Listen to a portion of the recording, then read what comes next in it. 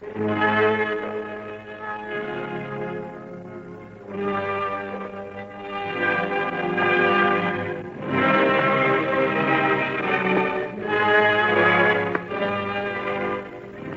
and gentlemen, it is our pleasure and our privilege to present to you tonight George Edwards in a radio version adapted by Betty Rowland of one of the world's great literary masterpieces, Dr. Jekyll and Mr. Hyde.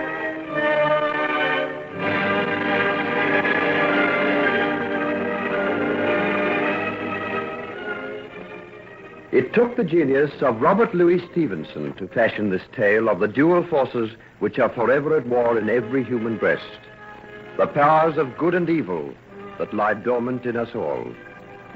And he has given us a tale so weird, so strange, and yet so filled with the eternal conflict of man's immortal soul that we who hear it stand petrified, because in the tormented character of this strange fantasy, we see ourselves. Step by step, we will take you along the tortuous path followed by young Henry Jekyll, fortune's darling, born to great riches, talented and handsome, until we see the final dissolution of this unhappy being who sought to split his soul in twain and assume a separate identity for each side of his dual nature, the one entirely good, the other completely evil.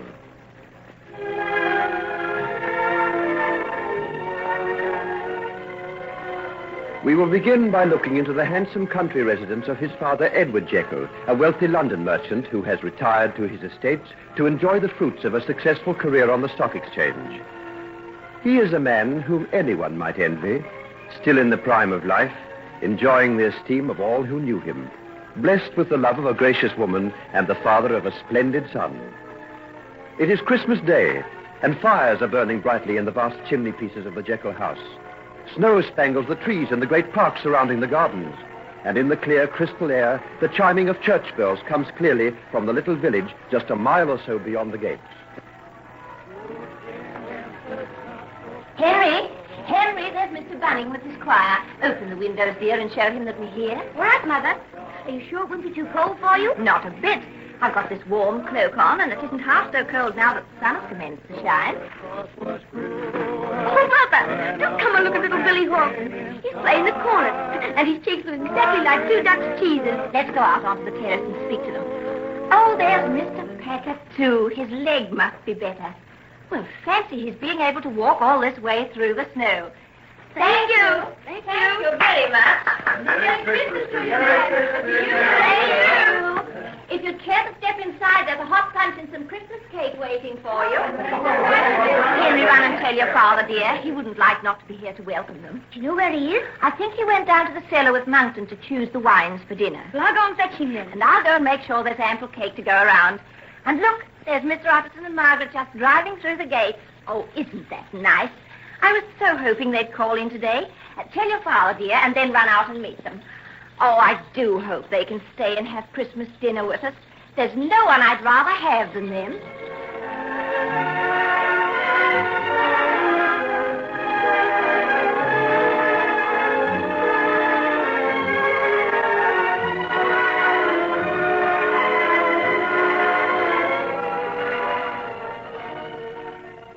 Another glass of this port, Utterson, before we go into the drawing room.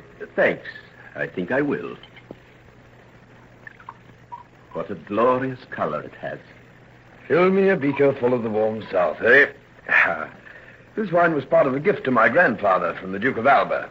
It's lasted a long time, but I think there'll be sufficient for young Henry to celebrate his Christmases with. How the lad is shooting up. How old is he now? He'll be 12 in April. I'll have to think about sending him away to college soon. He's getting too much for a tutor. You must be very proud of him. But what about your daughter? She's got her fair share of good looks, don't you think? Ah, yes. Margaret's a bonny lass. A very bonny lass. Ah, there are the children outside now. What's that Margaret's carrying? Oh, I think it must be the doll my wife got for her last week when we were up in London. A doll? Why, from here it looks as large as a real baby. How delighted she'll be. Just look at the way she holds it. Haven't you seen a mother carrying her child that way? And the look on her face. I can see it from here. purest rapture. Notice the way she walks. She's afraid of slipping on the snow and letting it drop. I've noticed the expression of the little girl's face when she's carrying her doll. Just the same rapt inward look of utter bliss that a mother has. I really think they feel the same. All of which is quite beyond Henry's scope of understanding. Look how impatiently he waits for her. The eternal male itching to be off on adventure. What's the matter with you? I'm coming. I told you should have left that silly old doll behind. It's not a silly old doll. Yes, it is. Look at its staring eyes. Whoever saw anyone with eyes like that? I think they're beautiful. And she's got real eyelashes, too. And they open and shut. And she says, Mama. Well, you're going to stand there all day admiring it, or you're going to come with me? Where do you want me to go? Down to Red Hill. Snow's deep there. I gave it a try out after church this morning. The new sleigh's a dream. Faster than anyone else's by a mile. I don't think I want to go sleighing, Henry. What? Before we had dinner, you could hardly wait. Well, I've changed my mind. Well, I know what it is. You've got that doll now. What if I have? Well, it doesn't stop you from coming sleighing with me. Of course it doesn't. But I just don't want to, that's all. You prefer a silly-looking waxen-faced image to me, do you? Very well, then. I'll ask Phyllis Mortimer to go. She'll jump at the chance. Ask her. I don't care. Oh, yes, you do. You hate her. I know you do. I saw the look on your face when we were skating together last week. Who? What do I care who you skate with? That's not true. You do care. And if you don't come with me now, I'll ask her to be my partner at the children's party tonight. Very well, then. I shall dance with the squire's son. He's already asked me to. More than once, too. Oh, no, you won't. You're not going to dance with that pimply-faced ninny. He's a very nice boy. He has lovely manners, and he's never rude and horrid like you are. He's got buck teeth, and he breathes through his mouth like a grampus. He's promised to take me to the next otter hunt. And I shall probably go and stay at the manor after the new year. You're coming to stay here. I heard Mother ask your father. Papa lets me go where I choose. And you're going to choose to come and stay with us. And you're going to come sleighing with me now, do you hear? Indeed. Yes. Go inside and put away that doll. I should think a big girl like you'd be ashamed to play with dolls. I don't care what you think.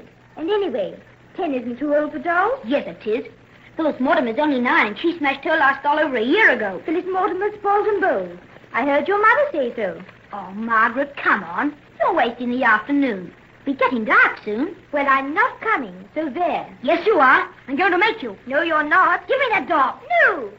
No! Henry, stop it! Oh! Margaret! Margaret! What's the matter? Speak to me. Oh, Margaret!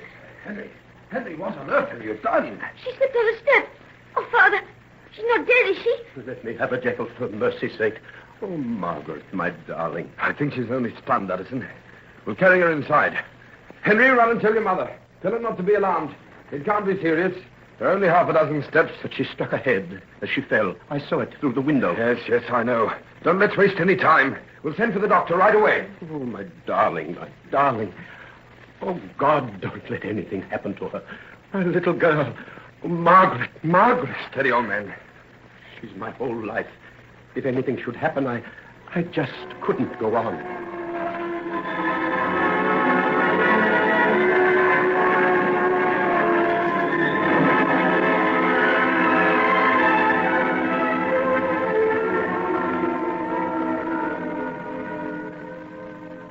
She'll be all right in a week or so, just slight concussion, that's all.